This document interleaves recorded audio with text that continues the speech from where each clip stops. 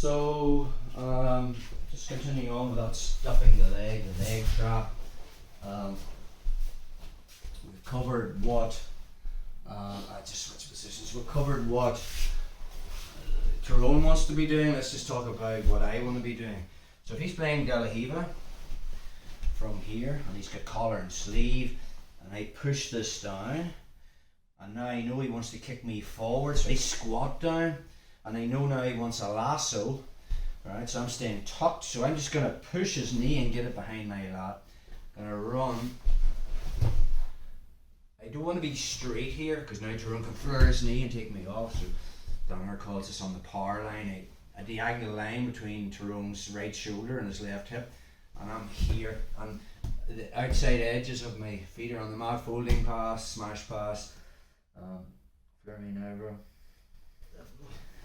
I'm going to win that underhook, stick my head in his throat, option one, pull his elbow out, fill that space in my knee, win the cross face, put him in a chiropractor's position, and now I'm mounted. Okay, so we need to learn how to deal with that. So really, I cannot be on my shoulder when Tyrone initiates that pass. So from De La Riva, the collar and sleeve, he stuffs that foot, he squats down so I can't kick him forward. I'm about to try lasso and stuff, and then he pushes and he gets on that power line. Notice the way I'm on my left shoulder, but I still have this grip in the collar. Okay, so now from here, before he really solidifies the position and starts cross facing me here, I'm just pushing with that arm. I'm building a base to my elbow. Now from there, I know he wants to clamp his knees, and now I'm kind of stuck, but before he does that, take a back step, I just take out my bottom leg and make a wedge here. Try to clamp your knees, and now from that position, I can start to move my hip out. From there, because I have that grip on the collar, I'm going straight for the loop choke. So I'm just going to push his head down, weave it underneath, and now from there, I bring my second leg over, and now I have the loop choke.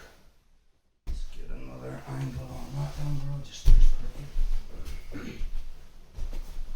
So I'm playing collar and sleeve, he stuffs that, can't kick him in the butt, and now before I even get the lasso in, he starts to work the smash pass. Immediately I'm building that base.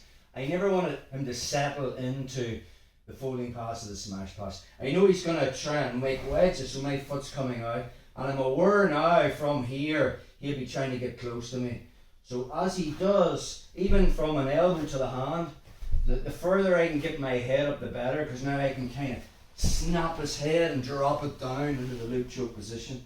And again, I don't want him baiting to the side, so my leg's coming over, and then I can just stretch into the. Get one more. So from collar and sleeve, he stuffs the foot, he starts working into that smash pass. Notice the way I came right up on my hand this time, and now that foot comes in, and now as he tries to put weight on me, I'm just snapping that head down. Again, I've got my forearm coming across the back of his neck. I bring my left hand up at a right angle, but now I don't want Tyrone just falling to there, and I kind of lose that the connection. So now my leg comes over. Roll now, bro. So again, just again, that can go anywhere.